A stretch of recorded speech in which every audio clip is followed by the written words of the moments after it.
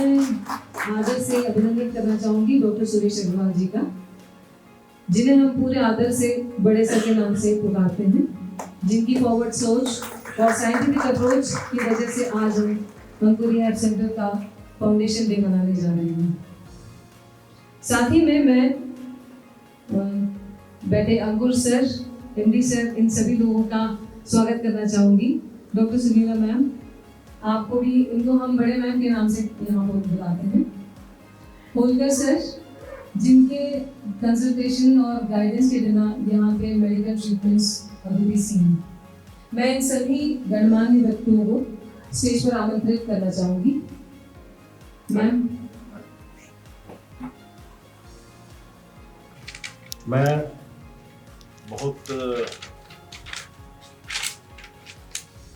भारी मन से ये कहना चाहता हूँ कि मैडम को सुबह पहली फ्लाइट से कहीं जाना है और हमारा कार्यक्रम किसी कारण से 1-2 घंटे लेट हो गया है।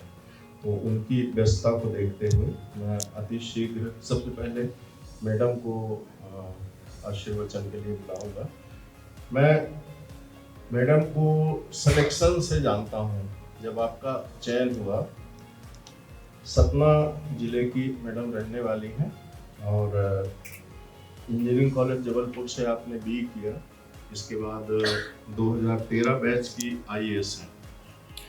मुझे कुछ ऐसी जानकारी मिली थी कि मैडम IPS बनना चाहती थी और IAS हो गई। ये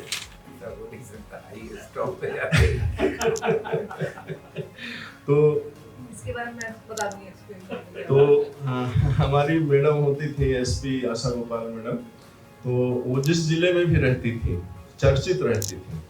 क्या होता है, कुछ लोग जो रास्ता होता है उस रास्ते से गुजर जाते हैं, किसी को पता नहीं चलता, और कुछ लोग अपना रास्ता बनाते हैं। तो ऐसे कम लोग होते हैं जो अपना खुद का रास्ता बनाते हैं और फिर उस पे चलते हैं। मैडम आशा गोपाल के साथ मेरे काम करने का मौका मिला। मैं उस समय देखता था उनको कि हमारे कलेक्टर और सब लोग बहुत परेशान रहते थे, पर वो करती वही थी जो अच्छा लगता था, जो सत्य होता था। ऐसे मैडम की कार्यप्रणाली के बारे में सुनने को मिला। और madam assistant director local funds में पहले ज्वाइन की थी और इसके बाद 2013 बैच में जब IAS हुई तो सबसे पहले झाबुआ जिले के कलेक्टर रही और सेल्स टैक्स में एडिशनल कमिश्नर के रूप में आपकी सेवाएं रही हैं और वर्तमान में आप लेबर कमिश्नर के रूप में मध्य प्रदेश में पदस्थ हैं। साथ ही MPV का चार्ज जो मैडम के पास है MD के रूप में। मैं क्योंकि जनता से हम लोग ज़्यादा जुड़े रहते हैं तो ये पता चलता है कि MPV में बहुत अच्छा काम हुआ है इस समय।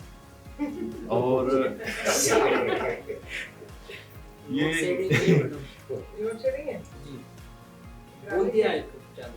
ग्रामीण एरिया है। हाँ। और इस तरह का ये जो हेलो ये MPV की कोई वो नहीं है। ग्रामीण एरिया में हम लोग कार्यक्रम कर रहे थे तो बिजली का आना जाना लगा रहता है। मैं बहुत उससे अपना यहीं पे फ्रैक्चर वाला पार्ट खत्म करके, और अगर मैडम को बुला लूँ सर डायरेक्ट, क्योंकि आपको जाना है तब तक अमित सिंह साहब आ जाएंगे तो आपका ज़्यादा समय नहीं लगेगा। के अवसर पर मंच पर उपस्थित सभी अतिथिगण, संस्था के सभी अधिकारी, कर्मचारी और सदस्य, बस क्योंकि ये विषय आया था कि मैं IPS बनना चाहती थी और तिवारी जी ने कहा कि ऐसा होता नहीं है, तो बस मैं एक लाइन में एक्सप्लेन कर दूँ। तो मुझे हमेशा से, जिनका नाम इन्होंने आशा गोपालन, वो जब मेरा जन्म हुआ उसके 2-4 साल, जो मैं 4-5 साल की थी, तब उस समय सतना में SP हुआ करती थी और उनके बड़े चर्चे थे कि मतलब वो बहुत स्ट्रिक्ट थी और उस समय कि अगर आप चौराहों पे कोई लड़के, जैसे होता है ना कि मतलब आवारा टाइप के लड़के हों और अगर पता चले कि SP गाड़ी आ रही है तो सब भाग जाते थे और बहुत डर था उनका। मतलब इतनी स्ट्रिक्ट थी कि रोड पे आजकल सुनते हैं हम लोग की परेड करा रही है, वैसे वो उस समय परेड कराया करती थी और लेडी SP होना उस समय बहुत बड़ी बात थी। तो वो जब मैं थोड़ी, मेरी जैसी भी छोटे बचपन में हरकतें हो तो मेरे घर वाले ऐसा कहते थे कि आशा गोपालन बनेगी, बड़ी होगी। तो पता नहीं दिमाग में कोई रहा होगा बैक ऑफ माइंड में। तो मैंने अपने 3 अटेम्प्ट दिए शुरू के एग्जाम IAS का एग्जाम हुआ और 4 अटेम्प्ट, चौथे में मेरा सिलेक्शन हुआ है। तो फर्स्ट 3 अटेम्प्ट में मैंने पहली प्रेफरेंस IPS डाली थी अपनी। IAS जो पहली प्रेफरेंस होती है नॉर्मल लोगों की, मैंने फर्स्ट IPS डाली थी, इसलिए कि मुझे पता था कि IAS डालेंगे तो IPS नहीं मिलेगा। अगर आप रैंक अच्छी आएगी आपको तो IPS ही मिलेगा, मतलब IAS ही मिलेगा। तो इसलिए फर्स्ट IPS डाल दो तो IPS अच्छी लगी तो मिल जाएगा आपको। 3 बार मेरा सिलेक्शन नहीं हुआ, चौथी बार मैंने प्रेफरेंस चेंज की, IAS डाली और सिलेक्शन हो गया। तो कई बार हमारे लिए जो तय किया जाता है वो हमारे मिलता है, जो हम सोचते हैं वो हमें नहीं मिलता है। ये उसका प्रत्यक्ष उदाहरण है कि आपकी सोच क्या है, इससे फर्क नहीं पड़ता। इररिस्पेक्टिव ऑफ दैट वो कहानी, ये हम लोग आज के विषय के बारे में बात करें तो अभी हम लोग जब यहाँ का टूर ले रहे थे रिहैब सेंटर का, तो बहुत सारे सेगमेंट आप लोगों ने, सिंह साहब ने और अंकुर जी ने हमें दिखाए। और मतलब बेसिकली मैंने बहुत सारे क्वेश्चन भी किए कि क्या है रिहैब, क्योंकि हमने बहुत सारे रिहैब सेंटर देखे हैं। सामान्य रूप से गवर्नमेंट बहुत सारे सेंटर्स को, क्योंकि गवर्नमेंट की एक बड़ी पॉलिसी होती है कि हमें एडिक्शन से मुक्ति करनी, नशा मुक्ति केंद्र हर जिले में होते हैं और जिला प्रशासन के अंदर ही होते हैं। जिला प्रशासन एक स्कीम के तहत उनको ऐड दे रहा होता है, भारत सरकार अच्छी खासी उनको वित्तीय सहायता देती है, इसीलिए कि क्योंकि कुछ लोग तो अफोर्ड कर सकते हैं, कुछ लोग अफोर्ड नहीं कर सकते। तो हमारे पास एडिक्शन वाले हर तरह के लोग होते हैं, हर सोशल हम कहें सेक्टर के हर सोशल स्टेटस वाले लोग होते हैं। उसके पास शायद फाइनेंशियली वो इतने एबल होते हैं कि कर पाए खर्च, कुछ लोग नहीं होते हैं। तो सबको मौका मिले, इसके लिए बहुत सारी स्कीम गवर्नमेंट भी चलाती है। तो मेरे मतलब दिमाग में जो रिहैब सेंटर का जो एक चित्र होता है जो हमने देखे हैं, और इसको जब हमने देखा तो हमें ऐसा लगा कि ये तो बड़ा प्राइवेट टाइप का, मतलब ऐसा हॉस्टल टाइप का सेटअप लग रहा है आपका कि ऐसा कैसे हो सकता है रिहैब सेंटर जैसा आपने देखा है वैसा अलग होता है। तो ये बहुत मतलब क्योंकि पूरी तरह प्राइवेटली मतलब आप इसको चला रहे हैं, कंडक्ट कर रहे हैं। और इसका जो आपने पर्पस बताया मुझे कि मुख्य रूप से जो हम कर रहे हैं उसको एक तो तरीका क्या है करने का और उसका अंतिम रिजल्ट क्या आ रहा है, आउटकम क्या मिलने वाला है, ये बहुत कुछ तय करता है कि चीजें कैसी होंगी। तो पहली बात तो रिहैब सेंटर की तरह ना लगे, ये बहुत बड़ा मतलब अचीवमेंट है कि बाहर से आने वाला व्यक्ति ये ना समझे कि हमें किसी जेल में डाला जा रहा है। हम एक मतलब एक तरह का इलाज के लिए आए हैं और उसमें हमें प्रॉपर सुविधाएं मिले, ऐसा एनवायरनमेंट मिले, ऐसी व्यवस्थाएं हो कि मतलब आपको सजा की तरह ना फील हो। क्योंकि और इसी तरह से आपके जो सेंटर है इसमें काफ़ी वर्ष हो गए होंगे, संभवतः 12 वर्ष हो चुके हैं। तो ऐसे ही लगातार उत्तरोत्तर प्रगति करता है।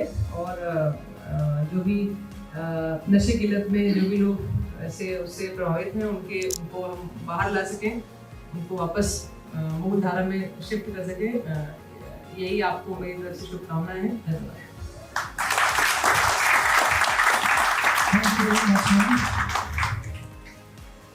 अभी मैं रिक्वेस्ट करना चाहूंगी बड़े सर से कि सर का स्वागत करें।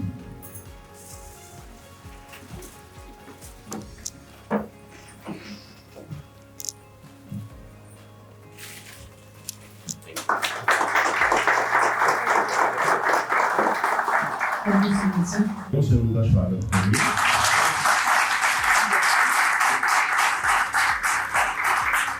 सर के बारे में एक पुलिस विभाग में हमेशा चर्चा रहती है, सहज पब्लिक के लिए उपलब्ध जो पुलिस ऑफिसर हो और जो हर समस्या के निदान का मादा रखता हो, जो किसी भी समस्या से पुलिस के अच्छे काम के माध्यम से निजात करने में अपना पूरा समय समर्पित करता हो, ऐसे पुलिस अधिकारी हमारे अमित सिंह साहब हमारे बीच में उपस्थित हैं। हम लोग आज बहुत भाव विभोर हैं। सबसे पहले रिहैब के अंदर जब भी पेशेंट आता है तो हम उसको, हमारा एक डिटॉक्सिफिकेशन सेंटर है यशवंत निवास रोड पे अंकुर हॉस्पिटल के नाम से, वहाँ पर हम पेशेंट को एडमिट करते हैं। जनरली 5 दिन का डिटॉक्सिफिकेशन करते हैं, जिसके अंदर बेसिकली बॉडी का प्यूरिफिकेशन करते हैं with the help of medicine. इसके अंदर बॉडी का अंदर जितना भी नशा रूपी जहर अपन बोले जो जमा है उसको एलिमिनेट करते हैं with the help of medicine. साथ ही साथ जो उसका विड्रॉल सिम्टम्स है, जिसके अंदर जो उसको तड़पन होती है, उसको अलग अलग तरह की प्रॉब्लम्स होती हैं, उन सबको भी हम रेक्टिफिकेशन करते हैं। तीसरी चीज हम उसकी क्रेविंग कम करते हैं। और चौथी चीज जो है हम उसके जनरलाइज इन्वेस्टिगेशन करते हैं कि उसको एसोसिएट कोई इशू तो नहीं है। ये 4 काम हम 5 दिन में करते हैं डिटॉक्सिफिकेशन के दौरान। इसके बाद 6 डे का जो है हम उसको पेशेंट को रिहैब में शिफ्ट करते हैं। इन 5 दिन के बीच के अंदर हमारा यहाँ पर काउंसलर घर वालों से उसकी केस हिस्ट्री लेते हैं। केस हिस्ट्री 2 बेसिक प्रिंसिपल पर डिपेंडेंट है, सर कि कोई बाय बर्थ एडिक्ट नहीं होता है, और दूसरी चीज ऐसा है कि आज की तारीख में हर तीसरा या चौथा व्यक्ति किसी न किसी तरह का कोई ना कोई एडिक्शन ले रहा है। बाकी उसकी डिपेंडेंसी क्रिएट नहीं हुई। जब वो पर्सन की डिपेंडेंसी बहुत ज़्यादा क्रिएट हो गई तो वो एडिक्शन के अंदर आ गया। तो केस हिस्ट्री के बेसिस पे मेरे यहाँ के साइकेट्रिस्ट, 2 साइकेट्रिस्ट है सर हमारे यहाँ पर, फुल टाइम साइकेट्रिस्ट है, वो केस का असेसमेंट करके कुछ साइको डायग्नोस्टिक टेस्ट सजेस्ट करते हैं। वो साइको डायग्नोस्टिक टेस्ट जो है मेरे यहाँ के क्लिनिकल साइकोलॉजिस्ट, 4 क्लिनिकल साइकोलॉजिस्ट है सब सेंटर में, वो साइको डायग्नोस्टिक टेस्ट करते हैं पेशेंट के ऊपर। उस टेस्ट के रिजल्ट से हमें पेशेंट की personality, behaviour, thought process, pattern of understanding समझ में आता है। उसके बेसिस पे मेरे जो साइकोलॉजिस्ट हैं वो उनकी काउंसलिंग करते हैं। अरविंद तिवारी जी, जो PCT प्रोजेक्ट के लिए जिम्मेदार हैं। अब अच्छी है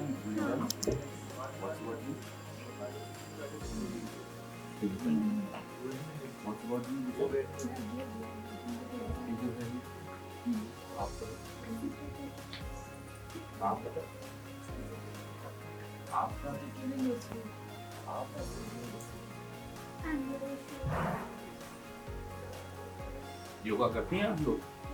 सुबह वेरी गुड। आपने क्या पढ़ाई की? BA कोई इंजीनियरिंग? आप लोग अभी फिजियोथेरेपी की जाता है? ड्रग्स वाले कितने हैं यहाँ से? ड्रग्स एडिक्शन वाले पीछे। नहीं, अच्छा करो। और सबसे बड़ी चीज है ना कि अच्छा सोचो। मेरा ये कहना ठीक है, इलाज तो चल रहा है, लेकिन अंदर से खूब खुश रहो, खूब बढ़िया लोगों से, यहाँ जितने भी लोग इनमेट्स हैं जो इस एडिक्शन के इलाज में यहाँ पे जुड़े हुए, उनसे अच्छे संबंध रखो। आप जितना जैसा सोचोगे, जैसा अंदर से रहोगे, वैसे ही दिखोगे, वैसे ही रिएक्ट करोगे। ये ह्यूमन नेचर, ये साइंस है। इसी साइंस पे आपको काम करना है। हमें बहुत, आप लोगों को ढेर सारी शुभकामनाएं कि आप जल्दी से स्वस्थ होके समाज की मुख्य धारा में। Thank you, sir.